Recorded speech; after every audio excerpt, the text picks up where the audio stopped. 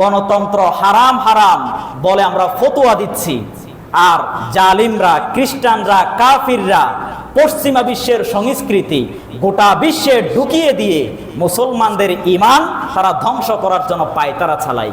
আপনি যে গণতন্ত্র হারাম বলে ফতোয়া দিচ্ছেন, তো গোটা বিশ্বে ইসলাম কিভাবে কায়েম করবেন এটার দিক নির্দেশনা আপনারা দেন, তারপরে গণতন্ত্রবাদ আমরা দিব।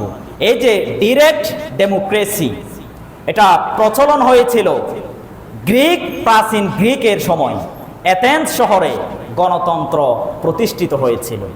এর ধারাবাহিকতায় আজ অবধি পর্যন্ত আস্তে আস্তে গণতন্ত্রের কিছু রুলস বাদ দেওয়া হচ্ছে, আবার নতুন কিছু রুলস ঢুকানো হচ্ছে। এভাবে সংযোজন বিয়োজন এটা থাকবে। এর ভিতরে ইসলামিক দল, ইসলামিক শাসন ব্যবস্থা চলমান রেখে নতুন করে ইসলামের আলোকে আইন প্রণয়ন করা আমাদের জন্য সুযোগ আছে।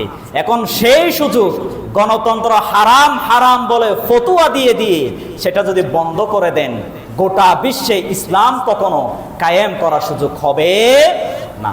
এজন্য আল্লাহর জমিনে আল্লাহর দিন প্রতিষ্ঠা করা প্রত্যেক মুসলমানদের অন্তরে থাকা লাগবেই।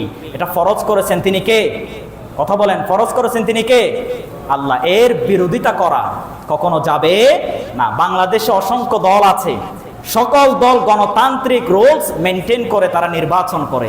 এখন এই নির্বাচনকে যদি আপনারা ফতোয়া দেন হারাম বলে, গোটা বিশ্বের মানুষ, গোটা দেশের মানুষ এটা মানবে? কথা বলেন, মানবে? আর যদি এই রাষ্ট্রে গণতন্ত্রবাদ দিয়ে ইসলাম যদি বিজয় করতে চান, তাহলে বাংলাদেশের সকল মানুষের বিরুদ্ধে আপনার হাতে তলোয়ার তোলা লাগবে। এখন আপনি সেই তলোয়ার তুলতে পারবেন? কথা বলেন, তলোয়ার তুলতে পারবেন? কারণ বাংলাদেশের মানুষ মুসলমান নাকি কাফির? যারা বিএনপি করে তারাও মুসলমান, যারা জামাত করে তারাও মুসলমান, যারা জাতীয় পার্টি করে তারাও মুসলমান। তো তারা যে গণতন্ত্র রুলস মেনটেন করে নির্বাচন করে, এটা যদি আপনি হারাম ফতোয়া দিয়ে তাদের বিরুদ্ধে যদি তলোয়ার তুলেন, আপনাকে কেউ ছাড় দিবে? কথা বলেন, ছাড় দিবে? এজন্য এটা হারাম হারাম ফতোয়া যদি দেন, পশ্চিমা সংস্কৃতি বাংলাদেশে কায়েম করবে, ভারতে কায়েম করবে, পাকিস্তানে কায়েম করবে, গোটা মুসলিমদেরকে তারা ঘায়েল করার জন্য চেষ্টা করবে।